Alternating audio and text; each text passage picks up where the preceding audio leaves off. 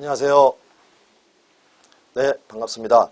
여러분이 중개사 시험에 꼭 합격하실 수 있도록 민법하고 민사특별법 그 부분을 책임질 노준이라고 합니다. 오늘은 이제 첫 번째 강의 시간이기 때문에 간단하게, 이거 오리엔테이션이라는 것도 어차피 우리가 공부해가면서 하나씩 다 알게 되는 거기 때문에 시간 너무 많이 투자할 필요 없습니다. 그래서 간단하게 이렇게 조금만 몇 말씀만 올리도록 하겠습니다. 일단 우리가 민법 공부하니까 그 다음에 그 민법의 의미가 어떻게 되는지 그 정도는 조금 파악을 해두는 게 매너죠. 그랬고 그 다음에 우리 시험이 어떻게 구성되어 있는지 그 정도만 간단하게 말씀드리고 이제 앞으로 계속 필요할 때 그때마다 말씀을 드리는 그런 방식으로 하도록 하겠습니다. 민법은 뭐라고 이야기를 하는 거냐면 개인과 개인 사이의 법률 관계를 규율하는 일반사법이다 이렇게 이야기합니다. 그래서 뭐 사법의 반대말 같은 경우에 뭐가 있겠습니까? 뭐 공법 같은 거 있겠죠. 형법, 행정법 그러한 것들 있을 수가 있습니다. 그래서 이제 이 부분에서는 법률 관계라는 것은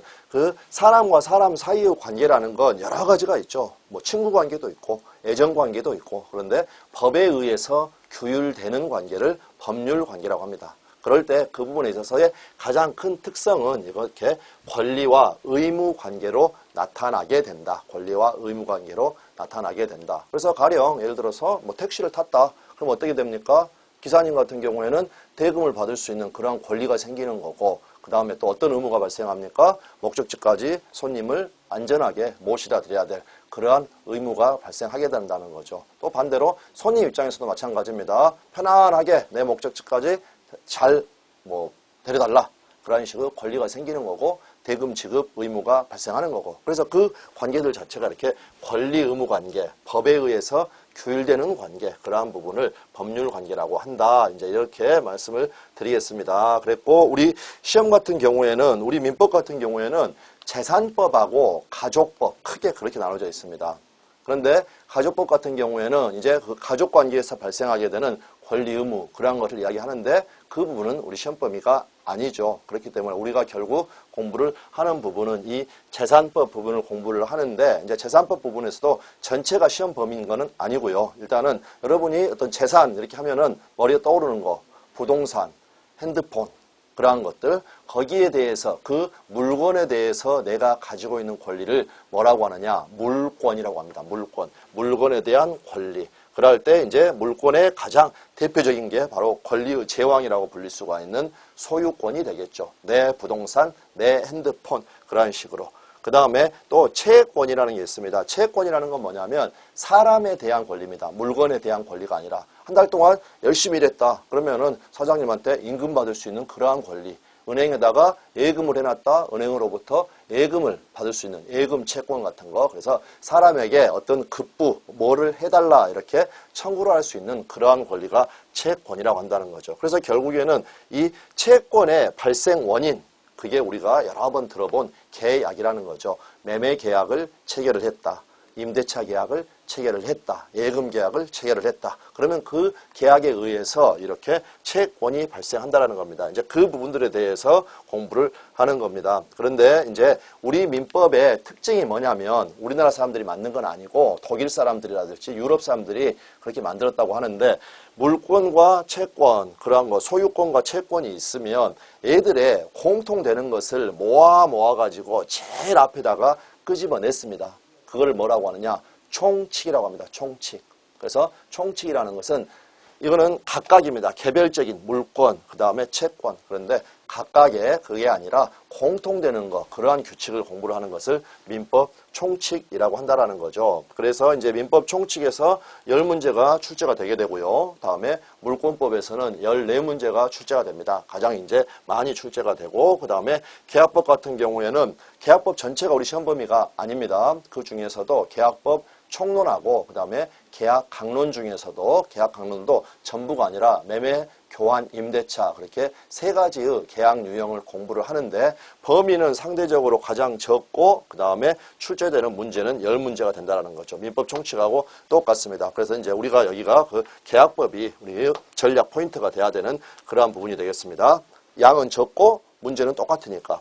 네, 그랬고 이제 그 민사 특별법이라는 게 있습니다. 그래서 우리 민법이 나이가 좀 많습니다.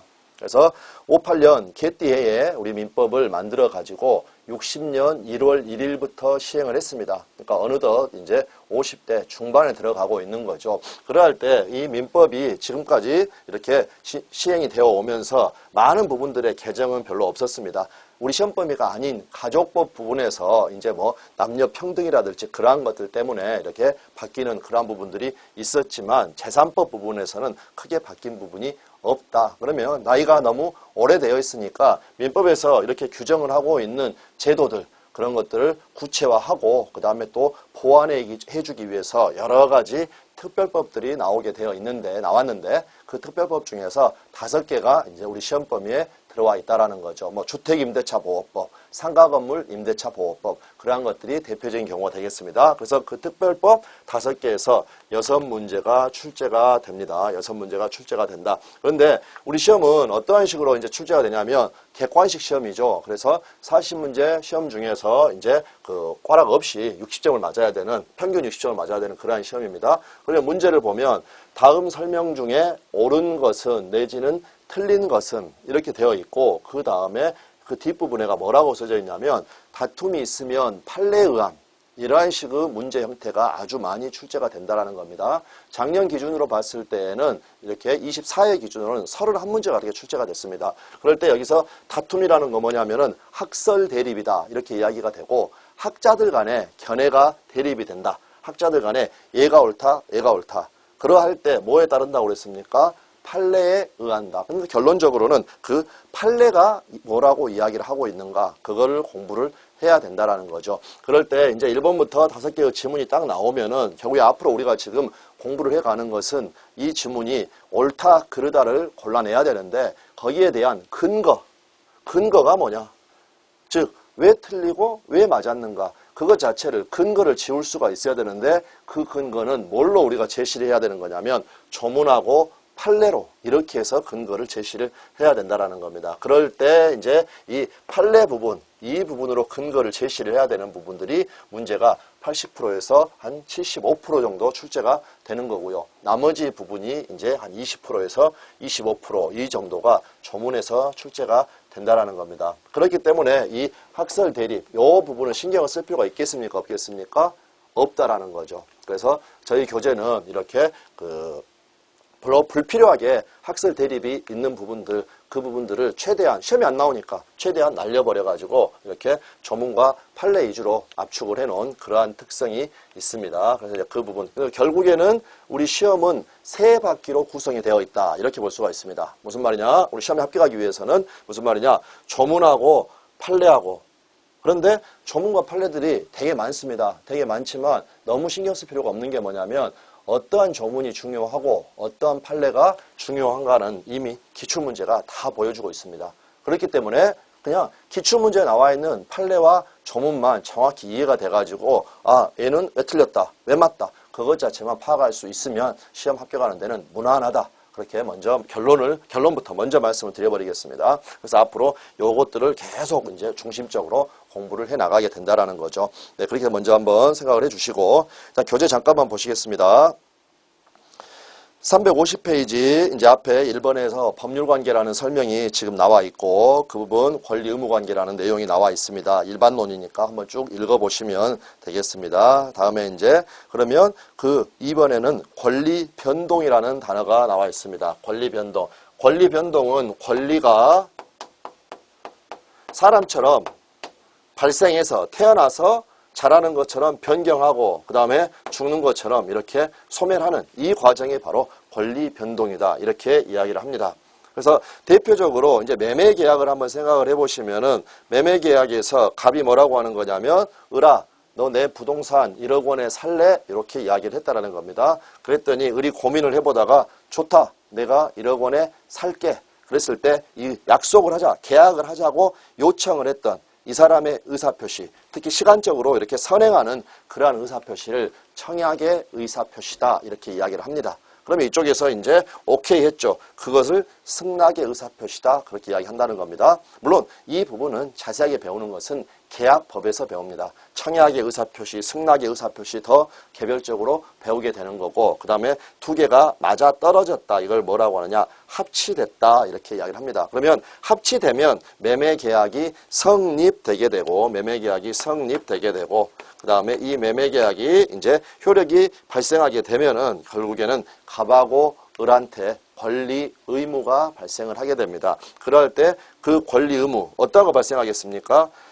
매매계약이라는 것은 갑이 내 거 살래 그 말은 무슨 말이냐면 결국에는 자기의 부동산의 소유권을 넘겨주겠다라는 겁니다.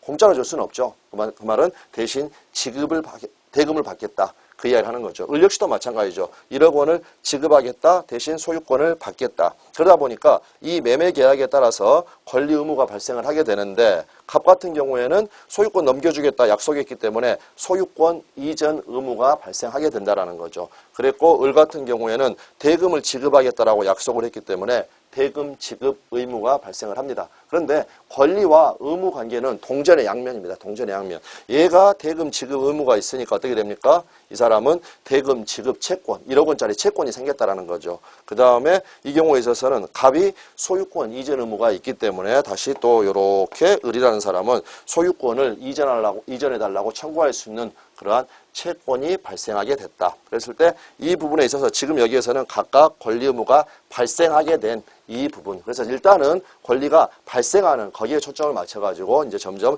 공부를 해 나가시면 되겠습니다. 그럴 때 1번 설명 일반론 쭉 읽어보시면 되고 그 다음에 그 밑에 이제 표가 나와가지고 권리의 발생, 변경, 소멸이 나와 있습니다. 그리고 쭉 설명들이 나와 있죠. 근데 이 설명 같은 경우에는 지금 권리 변동 2번 옆에를 보면은 시험 자체가 18회 때 한번 출제가 되고 이것 자체 6, 7년 동안 안 나오고 있다는 겁니다. 바로 우측에 가셔가지고 2절 권리 변동 원인 보면은 17회에 그렇게 되어 있고 이 역시도 한 7, 8년 동안 안 나오고 있다. 결국에 이 부분들은 왜 시험에 잘 안 나오고 있는가 최근에 그건 간단한 겁니다. 우리 시험이 뭘로 구성됐다고요? 조문하고 판례하고. 그런데 결국에는 이 부분들에 있어서는 조문하고 판례들이 그렇게 많지가 않은 부분이라는 겁니다. 그러니까 그냥 가볍게 공부 정리를 하시면 되는 그러한 부분이고 한 가지만 유의를 하실 것은 혹시 지금 강의를 처음 들으신 분들 같은 경우에는 여기 기출문제 같은 거 지금 안 풀립니다. 풀릴 수가 없습니다. 왜냐하면 여기는 물권법이라는 것까지 공부를 하고 풀어야 되는 거니까. 그래서 지금 그 문제 자체를 설명을 하더라도 스트레스 받지 마시고 나중에 요 개념들 알아서 이 표를 정리하면 되겠구나. 그렇게만 생각하시면 되는 그러한 부분입니다. 한 바퀴만 돌아가면 간단한 부분이라는 거죠. 그래서 일단은 권리의 발생 이 부분만 잠깐 조금 말씀을 드리면 권리의 발생 같은 경우에는 거기에 표가 있는데 그 표에서 어디에다가 조금 동그라미를 좀 쳐주시냐면 원시취득의 원 거기에 동그라미를 좀 쳐주시고 승계취득의 승에다가 동그라미를 쳐주시고 이전적 승계의 이에 동그라미 그 다음에 이전적 승계 속에 지금 특정 승계하고 포괄 승계라는 단어가 보입니다. 그러면 특에다 동그라미 포에다 동그라미 그 다음에 설정적 승계의 설에다가 동그라미, 설에다. 그러면 지금 우리가 동그라미를 친 걸 보면 어떻게 되어 있냐면 원, 승 이렇게 되어 있습니다. 그리고 이렇게 두 개가 구별이 되는 그런 개념이고 승계취득 속에는 다시 이전적 두 문자로 동그라미 친 것만 써볼까요 일단. 그래서 여기에다가 그랬고 여기가 다시 특별승계 포괄승계 이렇게 되어 있다라는 거죠. 그래서 지금 원승이 설 특포 이렇게 되어 있습니다. 원승이 설 특포. 우리가 인디아나 존스나 뭐 그런 영화 보면은 그 식당에 나오는 음식 중에서 원숭이 그 골 같은 거 보신 적 있습니까? 딱 원숭이 머리가 잘라져 있는 거. 네, 그 식당에서는 원숭이 골만 나오는 게 아니라 원숭이 이거 설 혓바닥 그것도 특별히 포장을 해준다는 겁니다. 그래서 원승이 설 특별히 포장해준다. 그랬고 이제 이 부분이 뭐냐면은 원시취득이다. 원시취득이라는 것은 일단은 물권법 배우시지 않은 분들 같은 경우에는 무에서 유가 창조됐다. 이렇게 생각하시면 되겠습니다. 그래서 무에서 유가 창조되는 대표적인 거 뭐냐? 건물 신축입니다. 아무것도 없는 나대지, 맨 땅이었죠. 거기 위에 무에서 유가 창조돼서 이렇게 건물이 생겨났다. 그 부분을 건물 신축이다. 이렇게 이야기를 하고 이렇게 하고 그 다음에 여기 뒤에다가 소유권, 물권법에 가면 소유권 취득과 관련된 규정들이 있습니다. 소유권 취득과 관련된 규정, 그 부분에 나와 있는 것들은 전부 다 원시 취득이다. 이렇게 생각을 해두시고 물권법에서 다시 한번 말씀을 드리도록 하겠습니다. 다음에 이 승 같은 경우에는 승계 취득이죠. 승계 취득. 승계 취득이라는 것은 무에서 유가 창조되는 게 아니라 앞사람, 전 주인이 있어가지고 그 사람으로부터 승계한다. 이전받는다. 승계하고 설정받는다. 이전받고 설정받는다. 그걸 이야기를 하는 겁니다. 그래서 승계 취득은 무에서 유가 아니라 전 주를 먼저 전제로 한 그러한 개념이라는 겁니다. 그럴 때 여기에서 이제 이전적 승계, 승계 속에는 이전적 승계와 설정적 승계가 들어있다라는 거죠. 그랬고, 그럼 먼저 이전하고 설정하고 요 개념은 꼭 좀 알아두셔야 됩니다. 좀 알아두셔야 된다. 그래서 이전 같은 경우에는 물건을 판다고 생각을 해보시면 여러분이 다른 사람한테 물건을 판다. 그 말은 무슨 말이냐면 그 물건이 여러분 거였다가 그 소유권을 다른 사람한테 넘겨준다라는 겁니다. 그렇기 때문에 일단은 소유권이라는 물건은 이렇게 온전한 동그라미입니다. 그래서 여러분은 소유권이 있으면 어떤 물건을 소유하면 어떠한 권리들이 있냐면 그 물건을 사용할 수도 있고요. 그 다음에 그 물건을 수익할 수도 있습니다. 수익할 수 있다는 말은 대표적으로 다른 사람한테 그 물건을 빌려주고 차임을 받는다는 거죠. 차임을 받을 수 있는 그런 권리도 있고 그 다음에 처분할 수도 있습니다. 즉 팔아버릴 수 있다는 거죠. 팔아버릴 수 있다. 다른 사람한테. 그래서 이러한 권리들이 있는데 이전을 하게 되면 이 동그라미가 여러분이 가지고 있던 소유권이 다른 사람, 갑에서 을에게 그대로 가는 거니까 이 동그라미가 이렇게 똑같이 간다라는 겁니다. 똑같이. 그런데 지금 여기에서 이렇게 점선을 그어보면은 이쪽 처분했다. 이 부분을 뭐라고 하는 거냐면 교환가치. 그 물건의 교환가치다. 이렇게 이야기합니다. 그 다음에 이쪽, 반대쪽, 이쪽은 뭐라고 하느냐? 사용가치라는 거죠. 사용가치.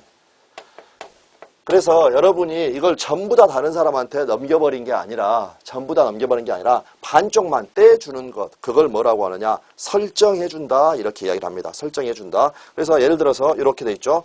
토지를 사용수익 처분할 수가 있었는데 그 중에서 뭐만 주는 거냐면 이쪽, 반대쪽만. 즉, 사용수익하는 거. 그 권리만 다른 사람한테 떼어주는 것, 이러한 것을 뭐라고 하냐. 대표적으로 지상권, 대표적인 예를 드는 겁니다. 지상권을 설정해준다. 이렇게 이야기를 합니다. 그 다음에 또 이렇게 동그라미가 있는데 이 중에서 이쪽 판, 교환가치만 떼주는 것, 이 부분, 이것도 역시 설정해준다 하고 대표적인 예는 저당권을 설정한다.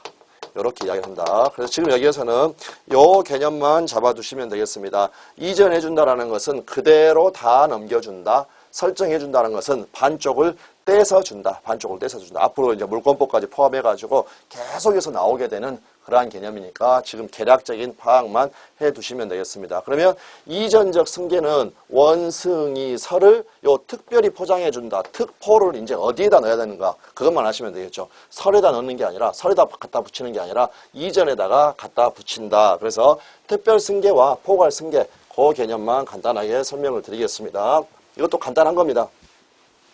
그래서 이제 민법 총칙 같은 경우에는 특히 재산법에서 공통되는 것을 앞에 끄집어서 모아 놓은 거기 때문에 표현들 자체가 추상적입니다. 추상적이고 우리가 일상생활에서 잘 안 들어본 용어들이 나온다라는 거죠. 근데 그것도 결국에는 시간 문제입니다. 빨리빨리 우리가 공부를 이렇게 회전수를 빨리 하면은 자연스럽게 알게 되는 그러한 개념이니까 일단 초반에 너무 스트레스를 받으면 안 됩니다. 그래서 이전은 이전 같은 경우에는 이제 특정 승계가 있고 그 다음에 포괄 승계가 있습니다. 포괄 승계. 조금 전에 말씀드렸지만 요 이전이라는 것은 동그라미가 그대로 가는 겁니다. 그대로. 그래서 특정 승계는 여러분의 댁에 있는 여러분이 가지고 있는 물건들을 생각하시면 됩니다. 그러면 냉장고는 냉장고 따로 사고 그 다음에 자동차는 자동차 따로 사고 하나씩 이전받은 거 하나씩 이렇게 넘겨받는 것을 특정 승계라고 합니다. 그런데 포괄 승계 같은 경우에는 대표적인 게 상속이 된다는 거죠. 상속. 상속이라는 것은 아버지가 예를 들어서 돌아가셨다. 그랬으면 아버지가 가지고 있었던 재산상의 권리 의무가 한 방에 넘어오는 겁니다. 한 방에. 그래서 이 부분 특정 승계는 결국에는 하나씩 온다. 여러분이 물건 하나씩 샀던 걸 생각을 해보십시오. 그 다음에 상속 같은 경우에는 한 방에 온다. 한 방에. 아버지가 가지고 있었던 부동산이라든지 그 다음에 차, 그런 모든 것들이 한 방에 온다. 그게 바로 상속이라는 겁니다. 그게 바로 포괄승계다. 포괄승계다. 요 정도 개념 정도만 일단은 잡아두시면 되겠습니다. 그랬고 일단은 이 좌측의 표 같은 경우에는 여기 우측에 이 지문을 통해 가지고 확인하는 게 더 중요합니다. 그랬고 표 밑에 보면은 질적 변경과 양적 변경이 나와 있는데 지금 여기에서 질적 변경에서 물건 인도 채권이 손해배상 채권으로 변하는 것, 이거 자체가 우리가 나중에 이제 계약법에서 배우게 되는 동시행 관계라는 데에서 아주 중요한, 시험에 너무 자주 나온 아주 중요한 그러한 판례하고 연결이 됩니다. 그러니까 지금 여기에다가는 우리가 어떤 걸 하나를 써두는 거냐면 변하는 것, 거기 옆에다가 이렇게 동일성이 유지된다. 이렇게 하나 적어주십시오. 동일성이 유지된다. 지금 이 부분 특별히 설명은 안 드리겠습니다. 하지만 아주 중요한 그런 부분이니까 바뀌었을 때 그게 동일성이 유지되고 있다. 그렇게 해서 파악을 해주시고 일단은 이제 우측에 문제를 보면서 다시 표 한번 읽어봐가지고 각각 비교해보면서 이걸 체크를 좀 해보겠습니다. 권리 변동에 관한 설명 중에 틀린 것은 1번 보시면 건물을 신축한 경우 이게 바로 대표적인 원시 취득이다. 무에서 유가 창조됐다. 2번 갑이 을 소유 토지를 저당 잡은 경우에 그 말은 무슨 말이냐? 을이 갑 은행에 가가지고 담보 설정해주고 담보대출 받았다는 겁니다. 그러면 이것 같은 경우에는 이전적 승계가 아니라 여기 저당권 같은 경우에 이 부분 사용수익 처분가치 중에서 이 교환가치 얘를 떼주는 겁니다. 그러니까 그거를 설정한다 이렇게 이야기를 한다는 거죠. 설정적 승계에 해당한다. 이제 그런 부분이 나와 있고 그 다음에 3번 같은 경우에는 좌측 표 중에서 권리의 발생, 변경, 소멸, 발변소가 권리 변동이라고 그랬죠. 그 변동과 관련된 그러한 부분입니다. 그럴 때 여기에서 1순위 저당권이 소멸되어 2순위 저당권이 순위 승진을 했다. 이는 권리의 내용상 변경이다 하면은 이 부분이 잘못된 건데 우리가 어떤 개념만 하나 잡아두실 거냐면 예를 들어서 갑이라는 친구가 이 을은행에 가가지고 저당권을 설정을 해주고 1억 원이라는 돈을 빌렸습니다. 그러면 여기에 대해서 등기부에 어떻게 나오냐면 1번 을이 1억 원에 대해서 저당권이 있다. 이렇게 나온다라는 거죠. 그런데 이제 이 부동산 가치가 한 5억 정도라고 가정을 하고 요 을은 어디였느냐? 하나은행이었다라는 겁니다. 그런데 자금이 또 필요합니다. 그러다 보니까 두 번째 다른 은행에 가가지고 병은행에 가서 또 1억 원을 빌립니다. 그럴 때 이렇게 저당 이렇게 되어 있다라는 거죠. 그러면 이때 이거를 1순위 저당권, 그 다음에 병의 저당권을 2순위 저당권. 그래서 이게 더 선순위, 후순위 이렇게 표현을 한다라는 거죠. 그런데 이제 갑이 예를 들어서 을한테 1억 원을 갚아버리면 이 저당권은 이제 돈 갚았으니까 없어져야죠. 그래서 이 저당권은 소멸하게 된다라는 겁니다. 그러면 이 저당권이 소멸하게 되면 어떻게 되느냐? 우리 민법 같은 경우에는 이 병이 지금 번호가 2번이었죠. 요 2번이 그대로 있어가지고 계속해서 2번인 게 아니라 이렇게 1번으로 올라가 버립니다. 1번으로 올라가 버리는 이러한 원칙을 뭐라고 하느냐? 순위 승진의 원칙. 순위 승진의 원칙. 그런데 우리 민법은 이 순위 승진의 원칙을 채택을 하고 있습니다. 이 말은 또 무슨 말이냐면 민법에 따라서 외국 같은 경우에는 이 순위 승진의 원칙을 채택하지 않고 있는 나라도 있다라는 거죠. 어찌되었건 우리나라 같은 경우에는 위에 선순위 저당권이 없어져 버리면 아래 순위 저당권이 위로 순위가 올라가는 그러한 원칙. 그러면 지금 병한테 1억 원을 빌렸는데 이 병에 2순위 저당권이 순위가 승진됐다. 즉 1순위가 됐다고 하더라도 요 내용 바뀐 거 있습니까? 없습니까?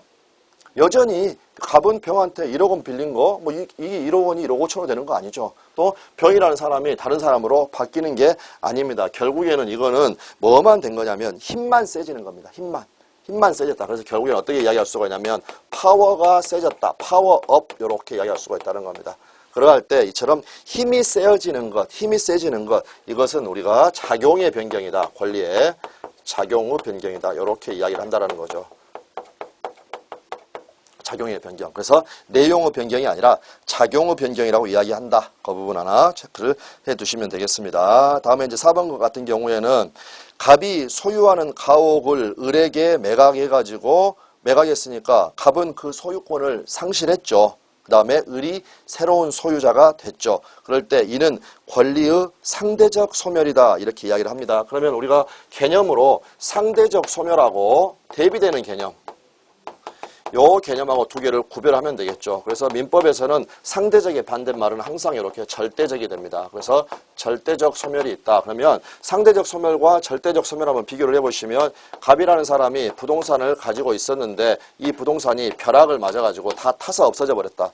그러면 결국에는 이 물건 자체가 없어져 버렸으니까 이제 이 물건 자체가 없으니까 소유자는 아무도 없죠. 그러한 것을 절대적 소멸이라고 합니다. 그런데 상대적 소멸 같은 경우에는 갑이 을한테 팔아버렸다. 갑이 을한테 팔아버렸다. 그러면 갑이 소유권 가지고 있다가 이걸 을한테 그대로 이전시켜줘 버렸으니까 더 이상 갑은 소유자가 아니죠. 그렇지만 이 물건 자체는 그대로 남아있죠. 갑이 가지고 있다가 을한테로 넘어갔으니까. 그래서 이처럼 물건 자체가 멸실되어서 없어져 버리는 것. 그러한 것과 구별해가지고 얘는 그냥 소유자만 바뀌었다. 그러한 것을 상대적 소멸이라고 한다는 겁니다. 5번 상속에 의하여 피상속인이 가지고 있던 권리가 상속인에게 승계되는 경우에 이러한 걸 무슨 승계라고 그랬습니까? 원승이설 특포 포괄적 승계 포괄적 승계. 그럴 때 포괄적 승계는 원승이설 여기에 껴있죠. 이에 있다. 그러니까 포괄적 승계는 이전적 승계에서 개별적으로 하나씩 이전되는 걸 특별 승계, 한 방에 다 오는 걸 포괄적 승계라고 하니까 결국에 이는 이전적 승계에 해당한다. 이렇게 되어 있다라는 거죠. 네, 그렇게 해서 문제 해결하시면 됩니다. 다음에 그 밑에 보면은 권리 변동의 원인이라는 게 나와 있습니다. 권리 변동의 원인. 권리 변동의 원인도 이거 시험에 최근에는 자주 나오는 부분 아닙니다. 그래서 가장 핵심이 되는 그 부분만 파악을 하시면 되겠습니다. 그래서 권리 변동의 원인, 그러면 권리가 변동은 발생, 변경, 소멸이라고 그랬죠. 일단은 발생만 가지고 생각을 하는 겁니다. 권리가 어떻게 해서 발생하게 되느냐. 그러면 원인이 있으면 이렇게 결과가 발생하겠죠. 결과. 또 이 원인은 조건이다. 이렇게 이야기할 수도 있습니다.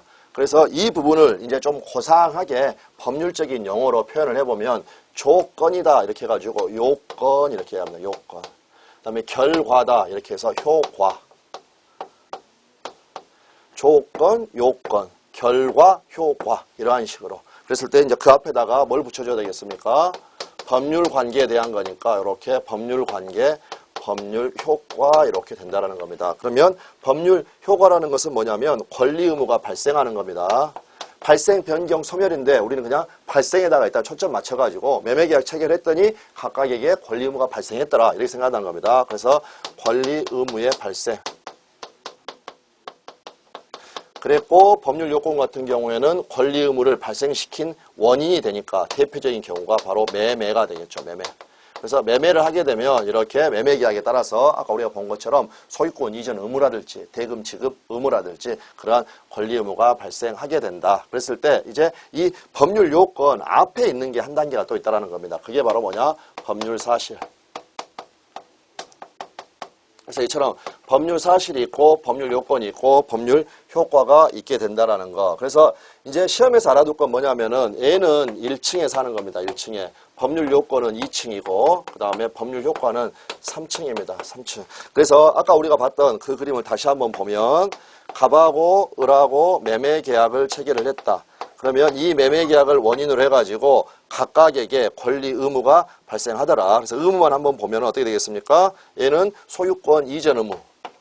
소유권 이전 의무가 발생했고 그 다음에 대금 지급 의무가 발생했다. 지급 의무가. 그럴 때 요 매매 계약은 원인. 그러니까 얘는 법률 요건. 그 다음에 이 대금 지급 의무라든지 소유권 이전 의무 같은 경우에는 매매 계약을 통해서 발생하게 된 그 효과니까 법률 효과 이렇게 이야기를 한다는 거죠. 그런데 매매를 구성을 하게 되는 그 부품들이 있다는 겁니다. 부품. 매매를 구성하는 부품. 그 부품이 뭐였느냐? 바로 이 갑이 했던 청약의 의사표시, 을이 했던 승낙의 의사표시. 얘들이 부품이니까 이제 시험용 지문입니다. 시험에 한번 나왔던 거. 청약과 승낙의 의사표시는 법률 사실입니까? 법률 요건입니까? 법률 요건은 지금 이거 매매입니다. 원인이 됐던 거. 그랬고 이 청약과 승낙이라는 것은 이 매매를 구성하고 있는 요 부품이라는 거죠. 부품, 바퀴. 그렇게 됐기 때문에 이 청약과 승낙의 의사표시는 1층에 산다. 그러니까 법률 사실에 해당한다. 그것만 파악하시면 됩니다. 그래서 351페이지 최하단에 보면 법률 요건과 법률 사실 그런 용어가 나와 있고 법률 사실은 뭐라고 되어 있냐면 법률 요건을 구성하는 개개의 사실을 말한다. 그러면서 청약과 승낙의 의사표시를 예를 든다라는 거죠. 그 부품들. 그렇기 때문에 청약과 승낙 의사표시는 법률 요건이다 하면은 잘못됐다라는 거. 이것만 개념 잡아두시면 됩니다. 다음에 법률 요건은 권리 변동의 원인이 되겠죠. 넘기시고 법률 효과 같은 경우에는 그 결과를 이야기하는 것. 그래서 재산권 이전 청구권, 대금 지급 청구권, 그 발생했던 권리 의무를 법률 효과라고 한다. 이렇게 알아두시면 되겠습니다. 그런데 이 법률 요건이라는 것은 조금 더 자세히 봐보면 이렇게 크게 두 가지로 나눌 수가 있다는 겁니다. 크게 두 가지로 나눌 수가 있다. 그래서 법률 요건 같은 경우에는 크게 두 가지로 나눌 수가 있는데 어떻게 나눠지냐면 법률 행위 이렇게 나눠지고 다른 하나는 법률 규정 이렇게 나눌 수가 있습니다.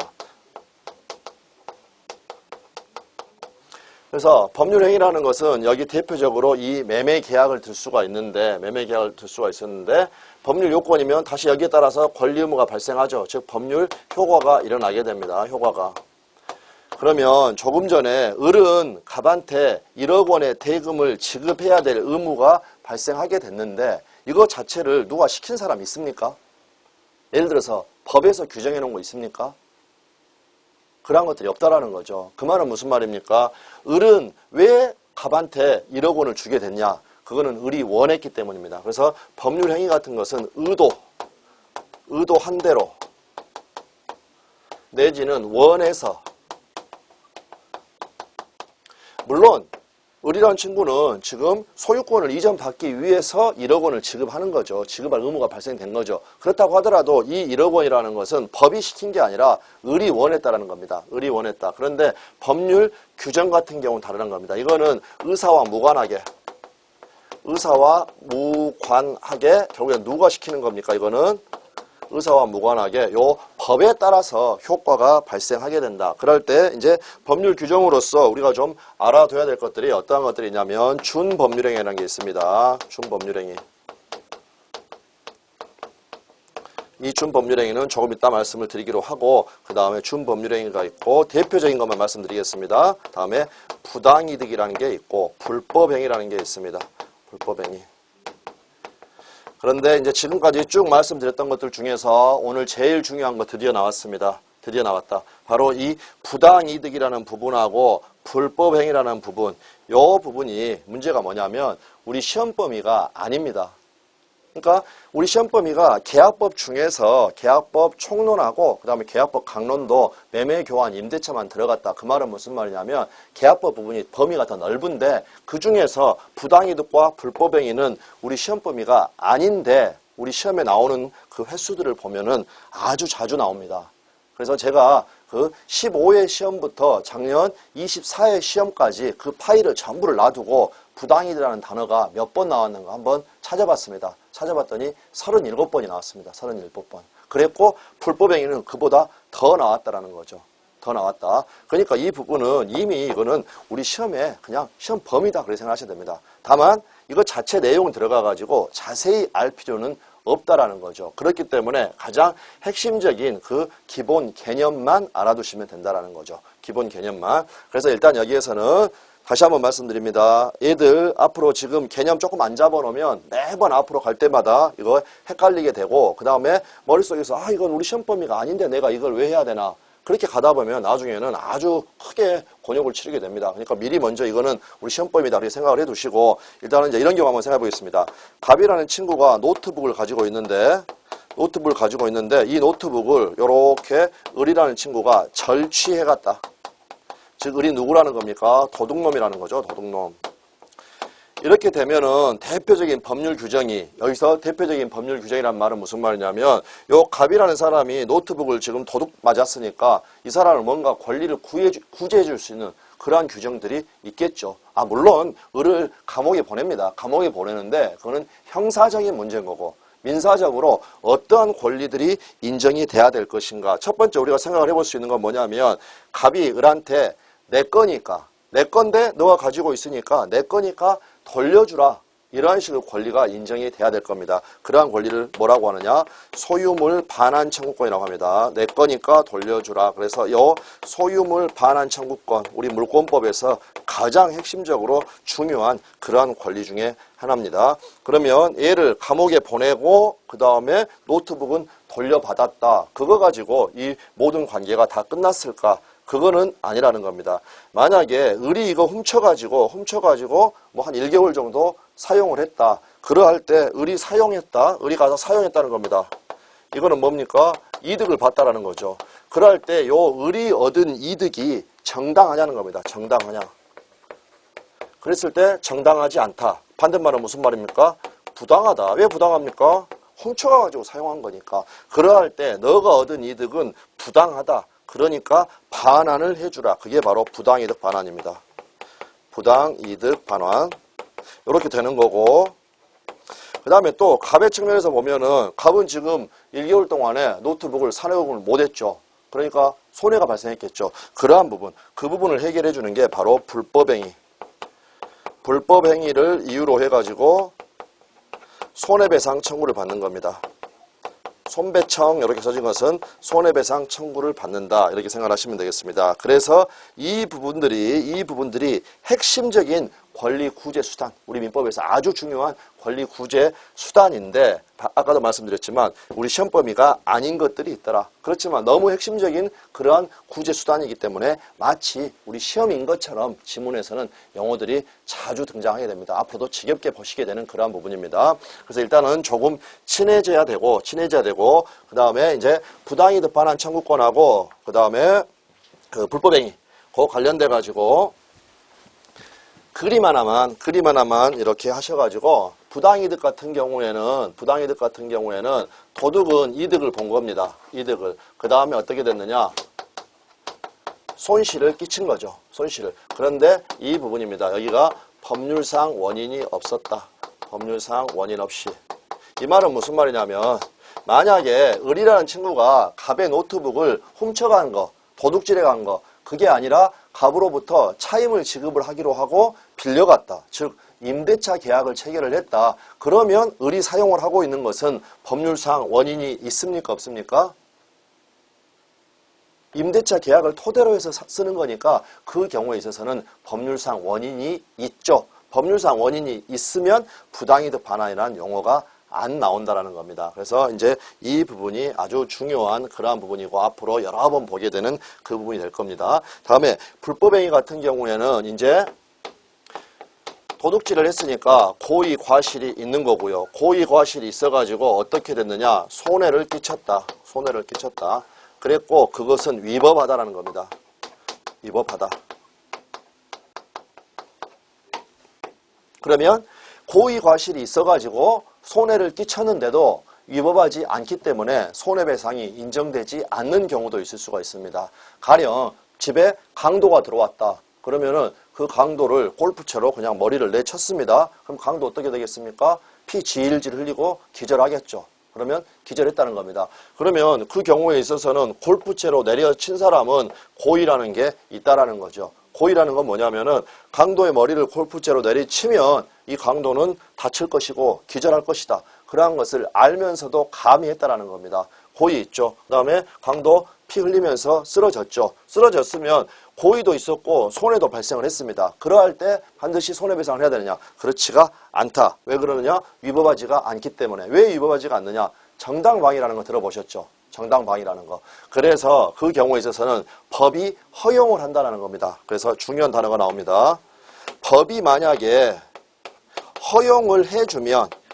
법이 허용을 해주면 이거는 위법하지가 않습니다.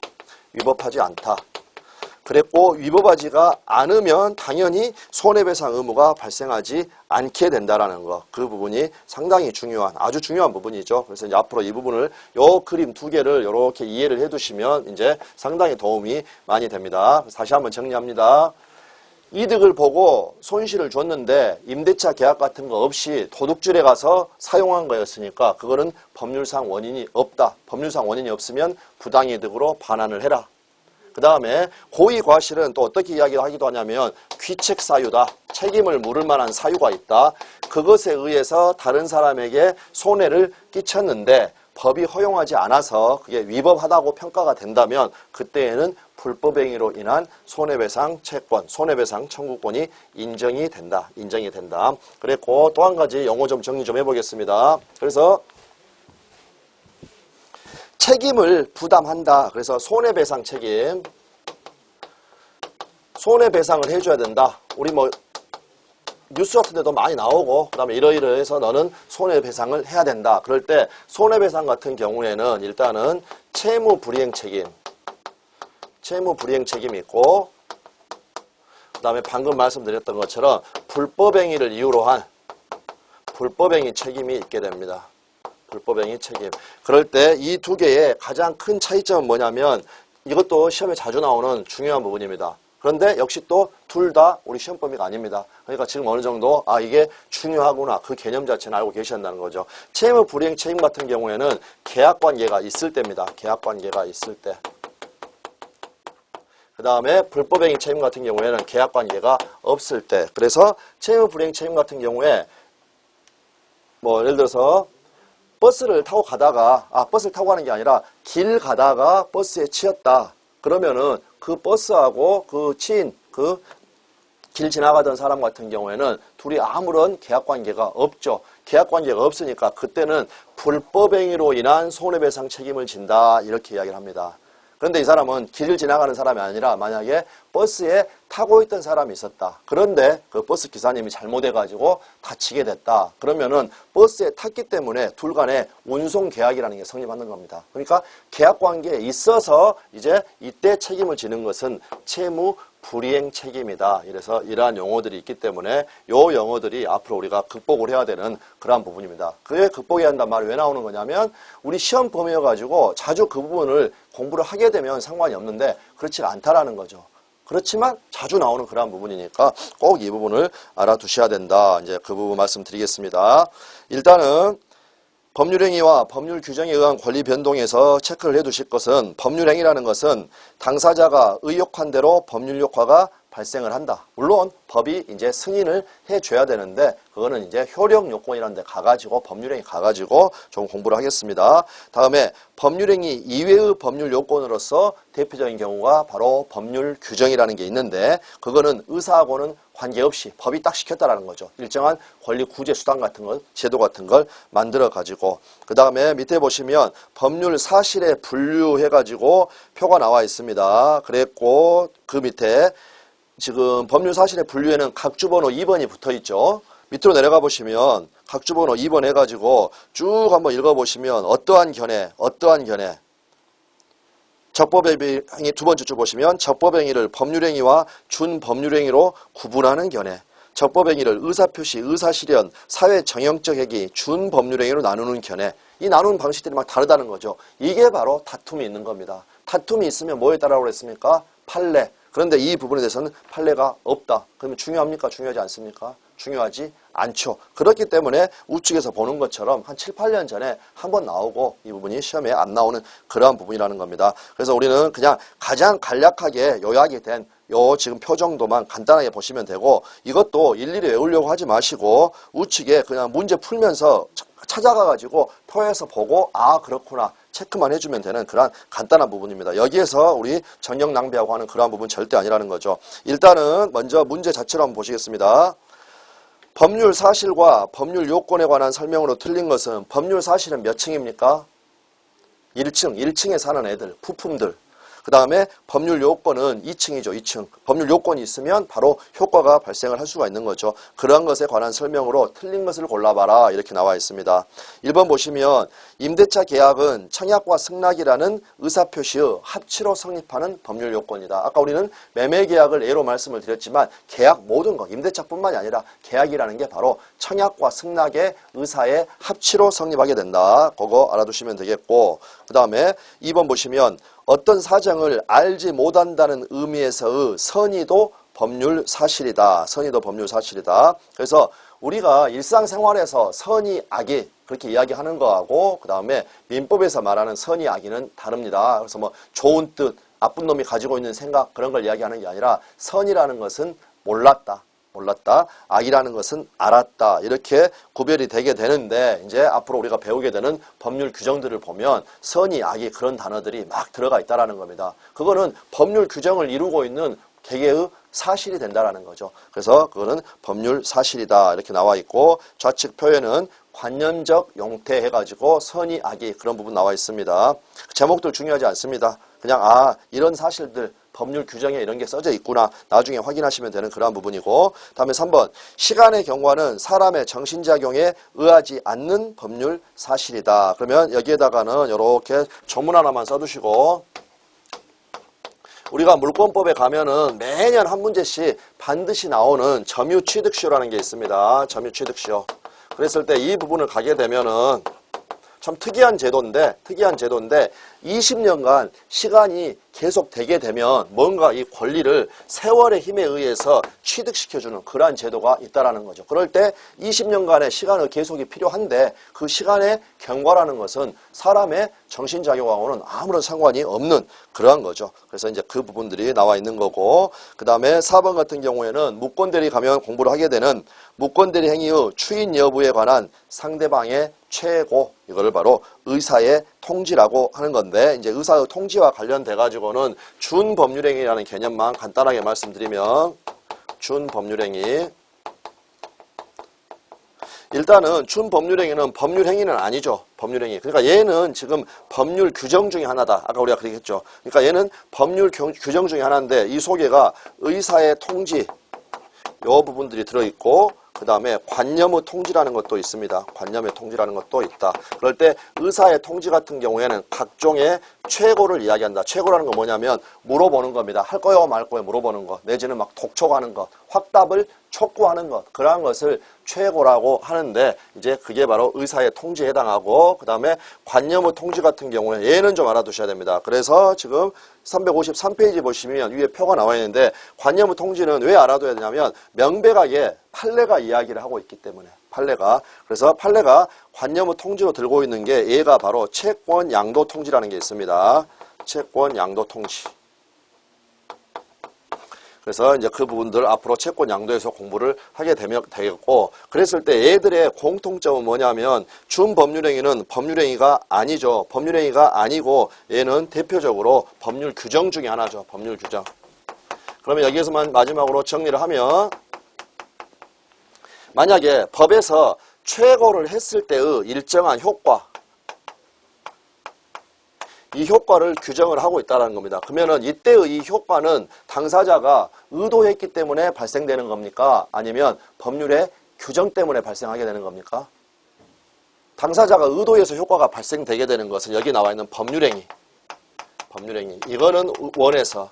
그런데 준법률행위는 법률행위라는 건 들어가 있지만 요 앞에가 제 이름이 딱 붙어져 있어가지고 뭔가 둘이 유사하긴 하지만 다른 겁니다. 그래서 이거는 법률 규정에 해당하니까 당사자가 의도한 효과가 발생되는 게 아니라 법률 규정대로 효과가 발생을 한다. 이것도 무권대리 최고 가가지고 그 부분 하나 보면은 되는 그러한 부분입니다. 그랬고 이제 그 예 중에 하나가 밑에 5번입니다. 민법 제552조에 따라 상대방이 최고했음에도 해제권자의 통지가 없기 때문에 해제권이 소멸하는 효과, 해제권이 소멸하는 효과가 발생하게 되는데 이것 자체는 552조라는 규정에서 그대로 써놨고 우리가 해제에 가면은 배우게 된다라는 거죠. 결국에 최고라는 게 의사의 통지에 해당하기 때문에 이거 같은 경우에는 당사자의 의사에 근거해서 해제권 소멸의 효과가 생기는 게 아니라 법률 규정에 의해서 소멸하는 효과가 발생했다. 그것만 알아두시면 되는 그러한 부분이고 이제 위쪽 가셔가지고 준법률행위와 준법률행위 해가지고 나와 있죠. 제일 위에 설명 포인트. 행위자의 의사와는 관계없이 법률 규정에 의하여 일정한 법률 효과가 발생한다. 그리고 준법률행위는 의사의 통지라는 게 있고 관념의 통지라는 게 있다. 의사의 통지는 각종의 최고를 이야기한다. 이 모든 부분은 염려할 거 없다. 우리가 거의 해당 부분 가서 다 공부를 한다. 그 다음에 관념의 통지는 판례가 이야기를 하고 있는 거니까 채권 양도의 통지라는 게 있고 얘 같은 경우에는 이제 앞으로 배우게 되는 대리에 관한 규정 그 다음에 도달주의 이러한 부분들이 적용이 된다. 그 밑에 법무사 시험과 간평사 시험을 보니까 출제예를 보니까 판례에서 이 표현들을 쓰고 있기 때문에 그대로 이 부분들이 나와 있다라는 거. 그래서 채권 양수인이 양도인의 대리인으로서 한 채권 양도 통지도 대리라는 게 적용되니까 유효하다. 채권 양도 통지는 관념의 통지지만 관념의 통지라는 것은 법률행위가 아니죠. 그렇지만 의사표시에 준해서 도달주의가 적용된다. 이러한 표현들이 다 맞는 표현이 된다라는 겁니다. 네, 그러면 잠깐만 쉬셨다가 나머지 계속 이제 법률행위 부분 보도록 하겠습니다.